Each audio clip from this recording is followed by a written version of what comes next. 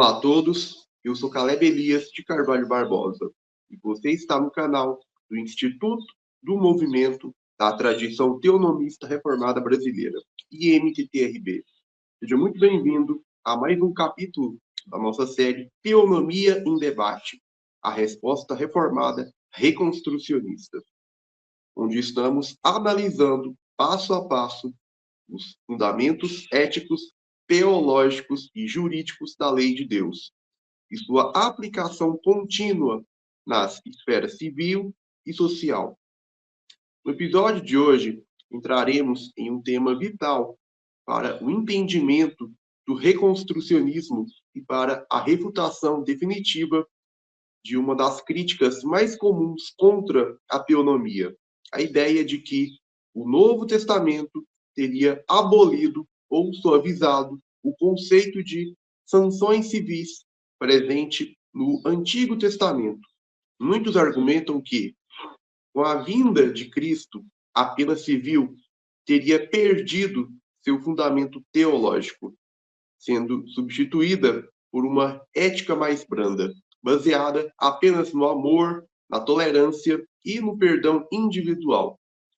Mas essa leitura é equivocada. O Novo Testamento não abroga a justiça divina. Ele a confirma, aprofunda e a aplica em contexto pactual renovado.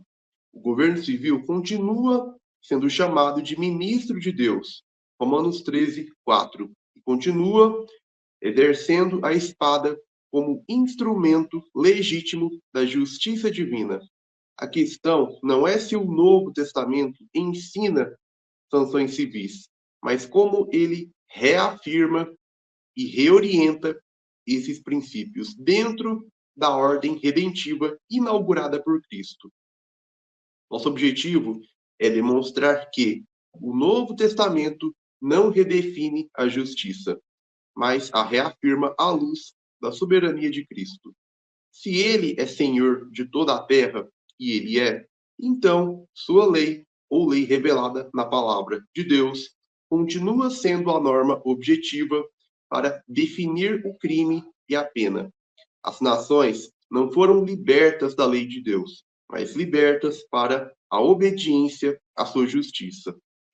A teonomia é a afirmação de que Cristo, o Rei ressurreto, governa pela lei de Deus e que o Novo Testamento confirma e não anula a estrutura de justiça revelada desde Moisés. Prepare-se para uma análise profunda, bíblica, reformada e reconstrucionista sobre como o Novo Testamento entende a função da autoridade política, as sanções civis e a responsabilidade das nações diante do trono de Cristo.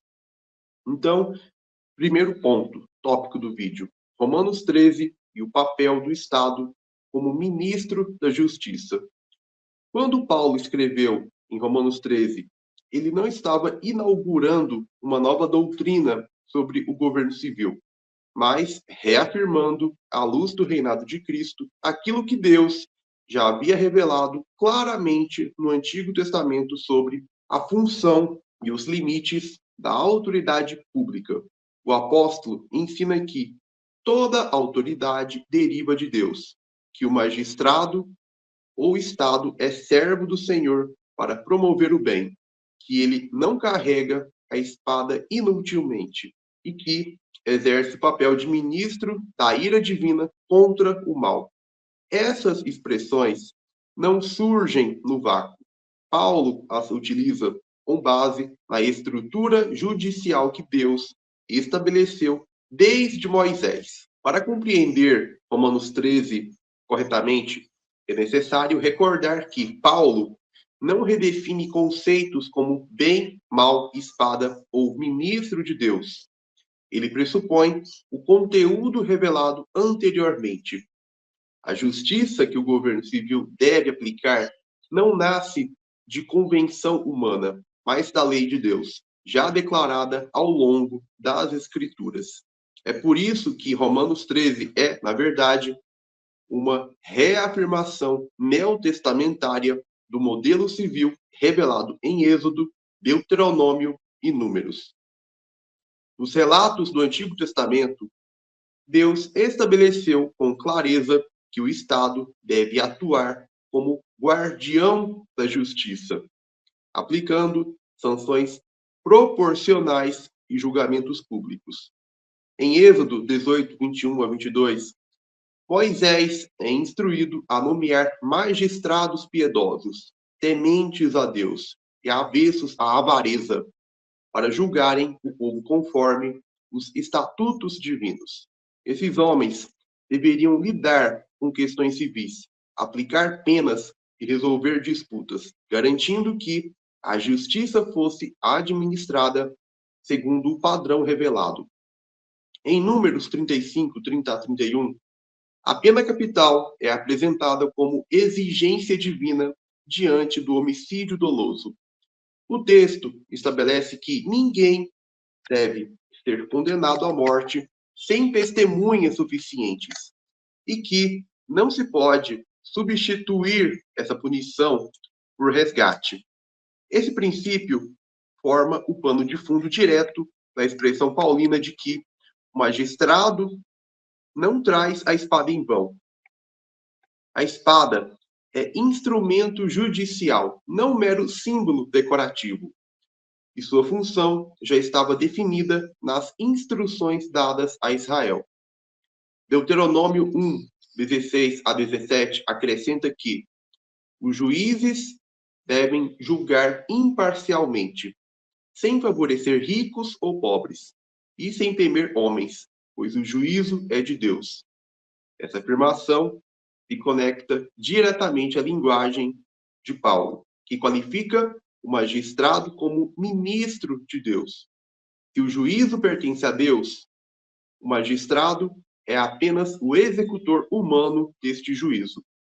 Em Deuteronômio 16, 18 a 20, Deus ordena a instituição de juízes em todas as cidades para julgar com justiça e retidão, proibindo subornos, favoritismos e práticas corruptas. Esse texto revela que a justiça civil é pública, objetiva e fundamentada na moralidade divina, não em consensos sociais. Paulo escreve em Romanos 13, tendo esse entendimento como pressuposto. Por fim, em Deuteronômio 19, 18 a 21, os juízes são instruídos a investigar cuidadosamente os casos, a identificar falsos testemunhos e a aplicar punições proporcionais, expressas no famoso princípio vida por vida, olho por olho. Esse princípio, longe de estimular vingança pessoal, era garantia de proporcionalidade jurídica. Paulo retoma essa noção quando descreve o magistrado como vingador em Romanos 13, 4. Isto é, alguém que executa a justiça de Deus na esfera civil e não age por impulsos pessoais. Dessa forma, Romanos 13 não representa ruptura entre Antigo e Novo Testamento, mas continuação da mesma ordem moral e judicial. A função da autoridade civil permanece a mesma. Ele não cria a lei, não inventa o conceito de crime, não define justiça por relativismo cultural, mas exerce autoridade delegada e derivada, aplicando a justiça de Deus na história. O Estado não é autônomo, sua espada não é fruto de convenção humana. Ela representa a autoridade pactual que Deus concedeu ao governo civil para punir os malfeitores e preservar a ordem moral revelada. Assim, Romanos 13 deve ser lido como declaração teonômica. A autoridade política continua sendo ministro de Deus e sua tarefa é aplicar sanções conforme o padrão já estabelecido por ele desde os tempos de Moisés. O Novo Testamento não retira a espada, não suaviza a justiça divina e não relativiza o crime.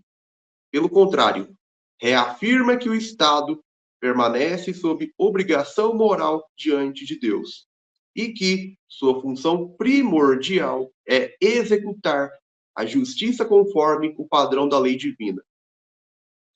Segundo ponto, tópico do vídeo. Sanções capitais no Novo Testamento continuam válidas? A pergunta sobre a validade das penas capitais no Novo Testamento é uma das mais recorrentes e uma das mais mal compreendidas no debate entre teólogos reformados e pienomistas.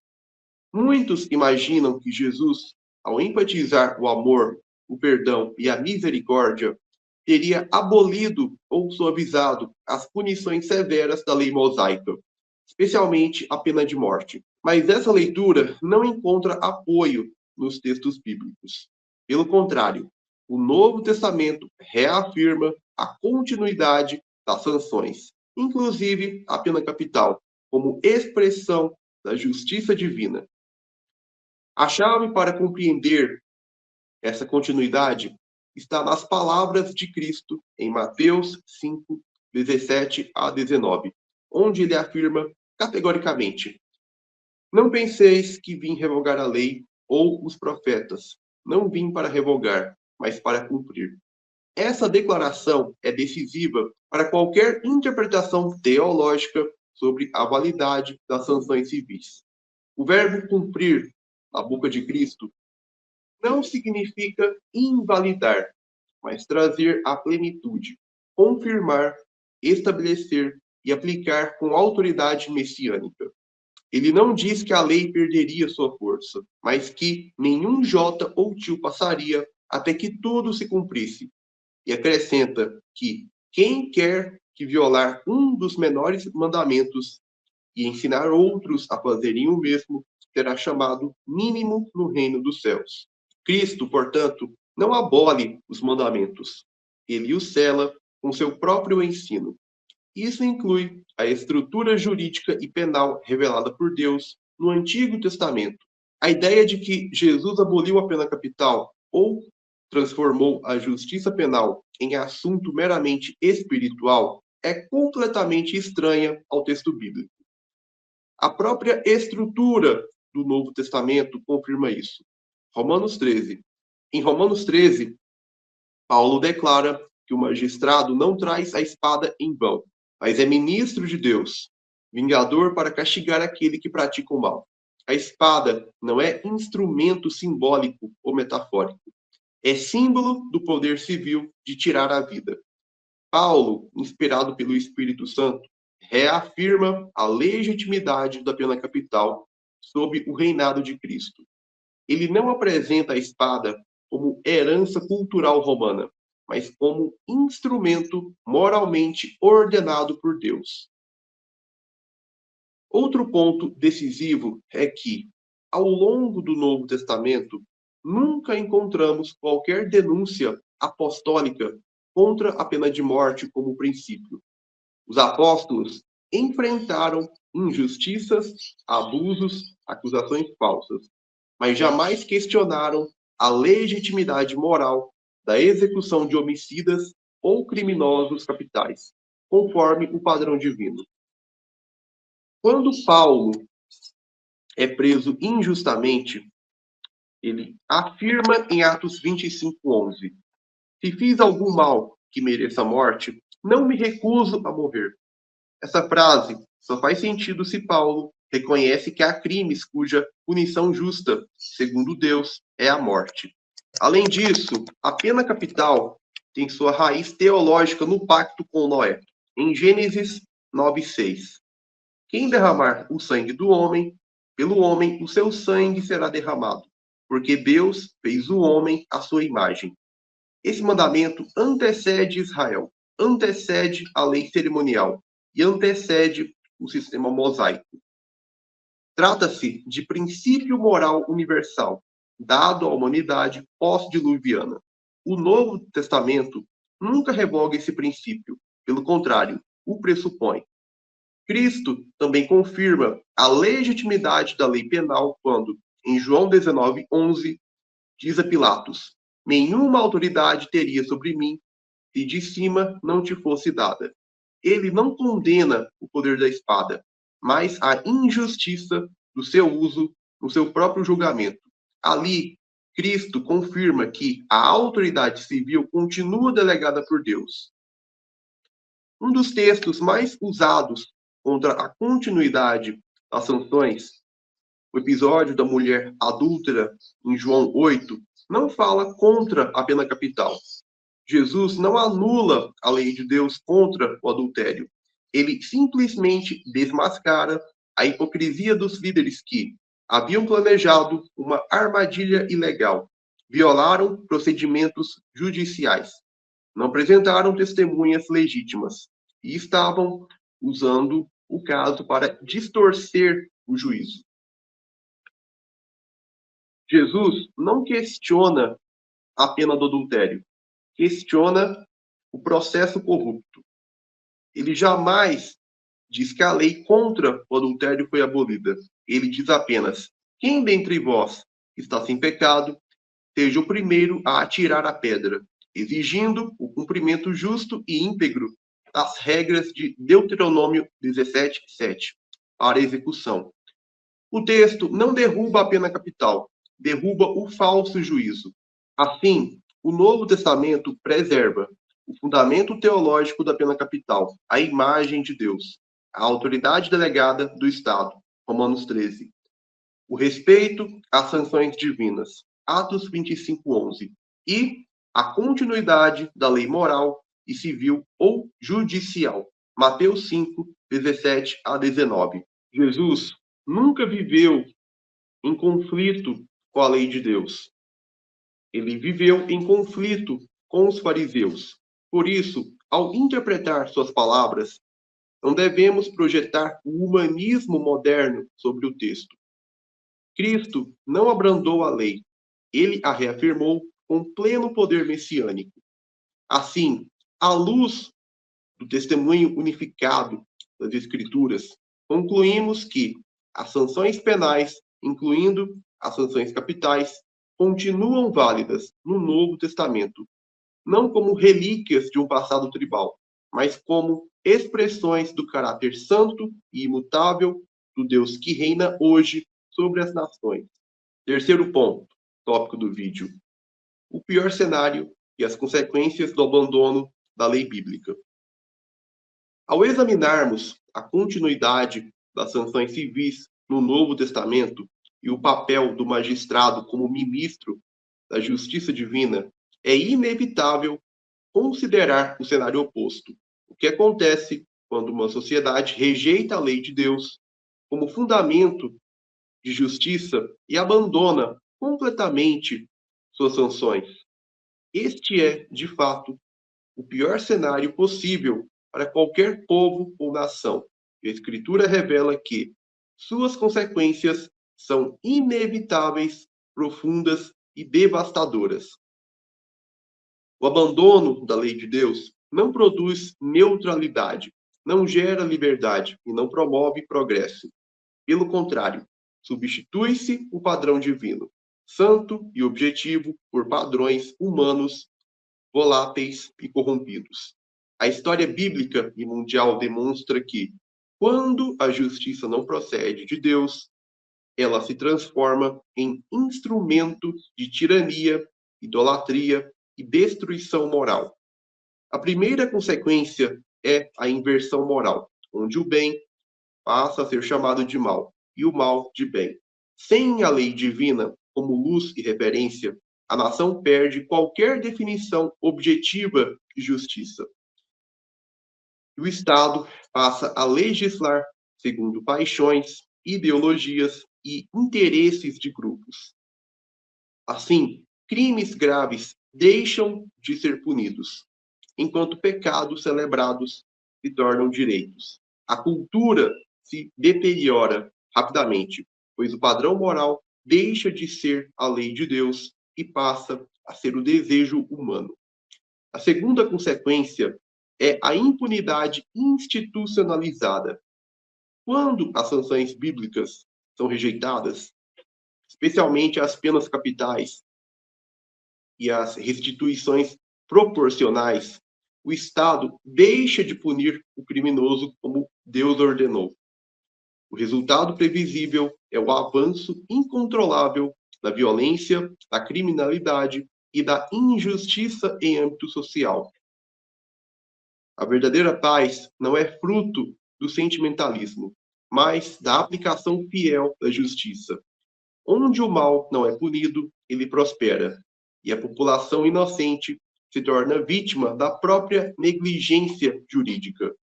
A terceira consequência é a deificação do Estado. Ao abandonar a lei divina, o governo começa a usurpar a prerrogativa e a autoridade que só pertence a Deus, legislando segundo sua própria vontade, tornando-se a fonte do bem e do mal. Isso resulta em totalitarismo político, pois o Estado, que deveria ser servo de Deus, assume o papel de Deus da sociedade. Ele redefine a moralidade e se coloca na posição de Deus. A idolatria política é a forma e expressão de apostasia nacional. Além disso, o abandono da lei de Deus conduz à corrupção judicial, sem um padrão objetivo que limite o poder dos magistrados. A justiça se torna arbitrária, sujeita a interpretações políticas, econômicas e ideológicas. Juízes deixam de julgar conforme a verdade e passam a julgar conforme conveniências ou leis decretadas por autoridades políticas que são fora da lei de Deus. Um sistema judicial que deveria ser instrumento de equidade transforma-se em ferramenta de opressão ou de complacência criminosa. O pior cenário vai além. A Escritura ensina que o abandono persistente da lei de Deus atrai julgamento providencial. Em passagens como Isaías 1, Jeremias 5 e Abacuque 1, vemos que Deus entrega nações ímpias ao caos, à violência interna, a governos corruptos, a invasões, à fome e à ruína social. A história humana repete o padrão. Impérios caem quando abandonam a justiça divina. Quando a sociedade se recusa a aplicar as sanções de Deus, Deus aplica suas próprias sanções históricas. Por fim, a consequência máxima é a destruição civilizacional. Não há estabilidade duradoura fora da lei de Deus.